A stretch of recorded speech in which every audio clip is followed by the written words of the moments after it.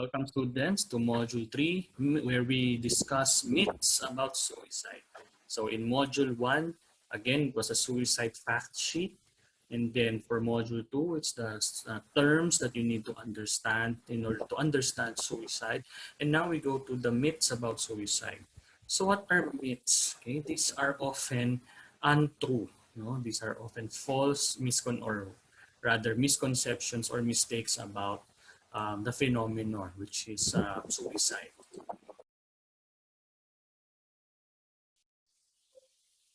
Okay. So why do we need to study or get to know myths about suicide? Okay. What are these myths?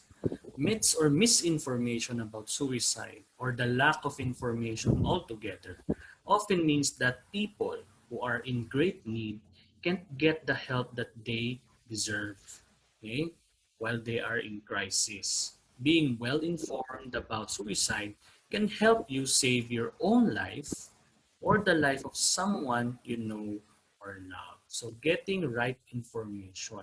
So wag po tayo maikinig sa mga fake news about suicide. So there are a lot of myths, a lot of misunderstandings when it comes to suicide. So we will explore them as we go on this module.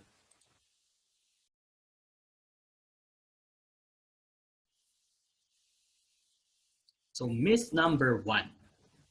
People who talk about suicide rarely actually do it. So this relates to the belief that people are just seeking attention. Papapansin lang. When in reality, people who die by suicide often give a clue or warning about their intentions. Again, suicide is intentional, like you learned in Module 2. The majority of people who attempt suicide say or do something to express their intention before they act. So always treat these as subtle threats very seriously. So when you hear them say, paano kung bukas wala na ako? Okay, what if kaya bukas kayo-kayo na lang nandito, yung mga pa-joke na gano'n. O kaya bukas magpapasagasa ako kahit pabiro lang. So you take them very seriously. These are already the signs that you might want to look out for. So this is the first myth. So if they are they're hinting towards suicide or harming themselves, please take it seriously. Okay?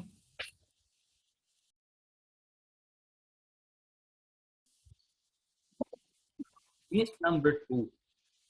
The suicidal person wants to die and there's nothing anyone can do. They will eventually do it.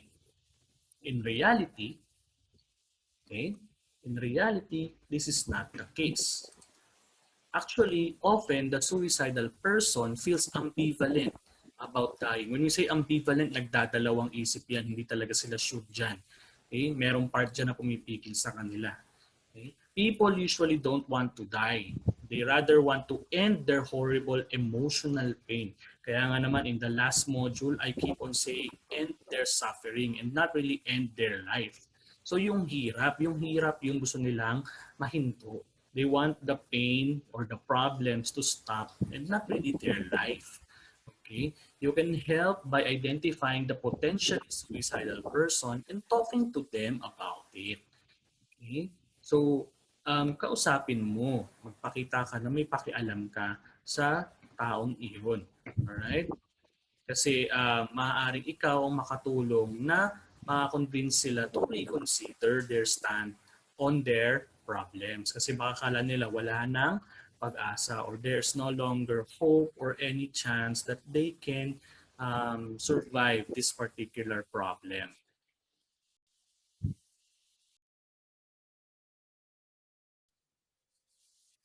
Now we go into myth number 3.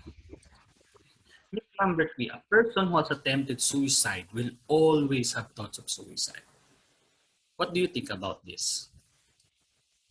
Well, according to the research, while a previous suicide attempt statistically increases the chance of another suicide attempt, tulad nga diniscuss sa suicide fact sheet, the greatest risk factor is a suicide or a previous suicide attempt in module number 1. Okay? Many people never attempt again. Oh, Okay, pagdiwang natin po yun. Often a suicide attempt is made during a particularly stressful period or during periods of major depression. With intervention and support, a person may cease feeling suicidal.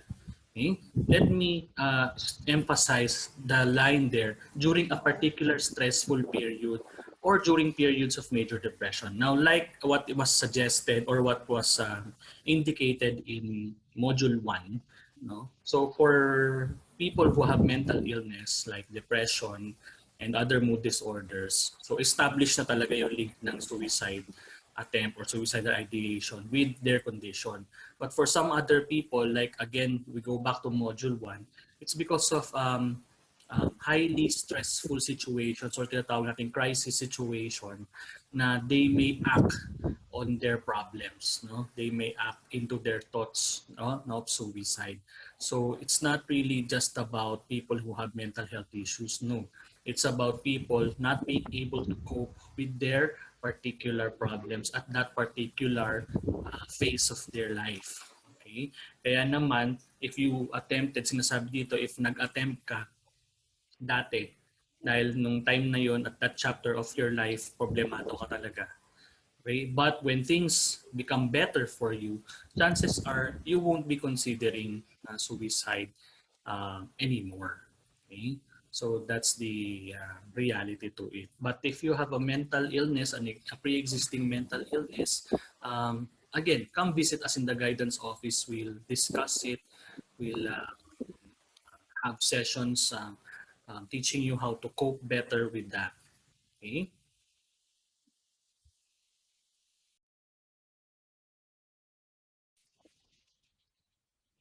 Myth number 4.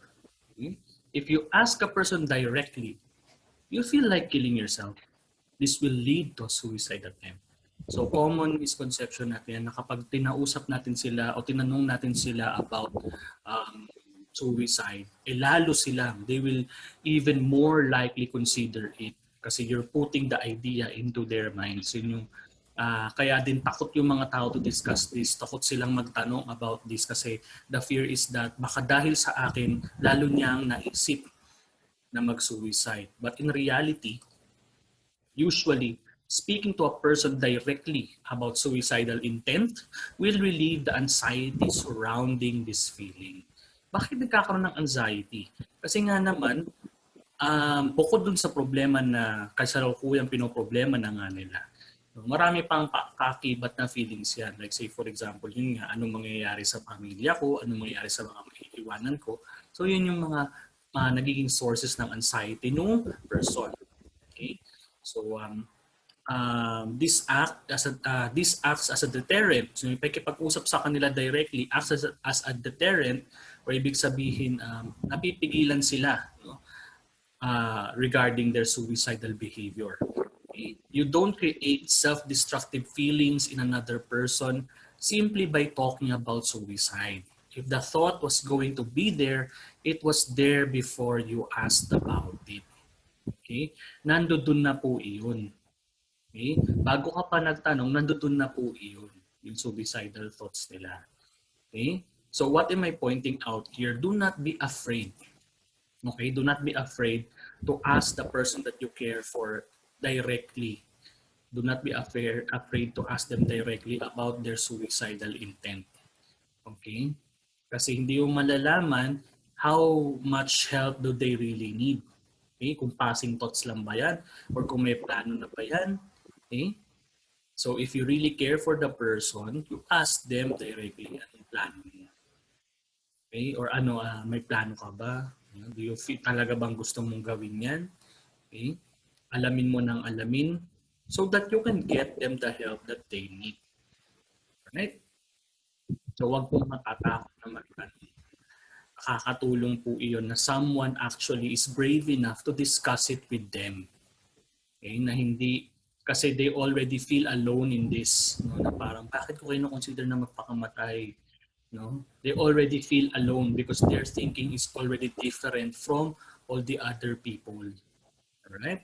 So huwag kayong matatakot na tanungin sila. But if you are really uncomfortable with the question, and hindi mo sila kayang tanungin about that, kindly tell the guidance counselors or your most trusted adult or your teacher about this, or yung parent mo, or if you know the parent of that particular student or kapatid. Yan. So pwede mo sabihin doon na yun yung pakiramdam mo na meron kinoconsider na po niya. Okay? If you can't ask the question directly, get others to ask about it. Okay?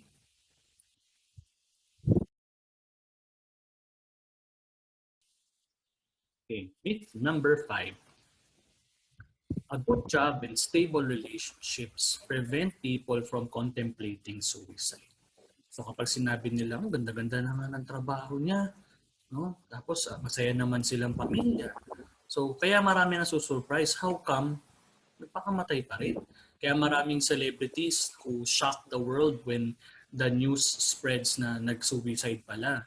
So marami na mga celebrities na gumawa niyan, especially in the United States. No, mga kilalang tao na very successful na kung titingnan ng iba.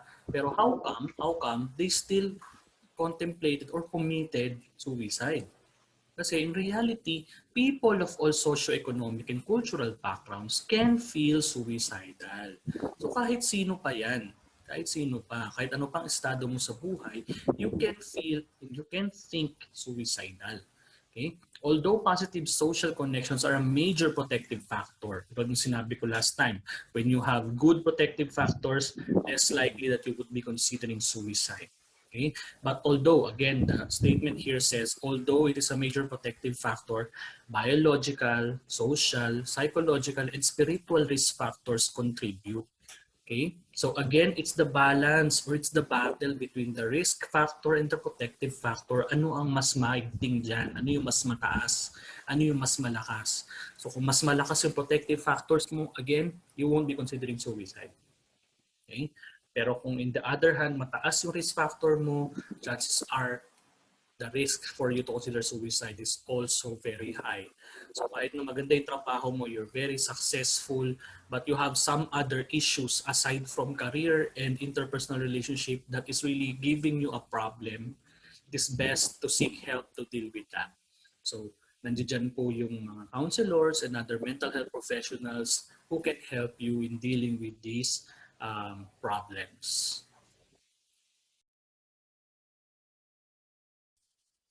So those are the 5 myths about suicide. There are other myths out there about suicide, pero kung nilagdag po namin, masyado po mahaba ang discussion. So again, this is a self-paced learning module. If these myths pique your interest, kindly do your own research about these things. Alamin ninyo paano nyo lalong matutulungan ang ibang tao by getting real information, real helpful information, and not just misconceptions or haka-haka about suicide. Because suicide is a very serious matter. It's a health issue. Okay? It's a mental health issue that we really need to be confronting, especially now in times of pandemic. Okay?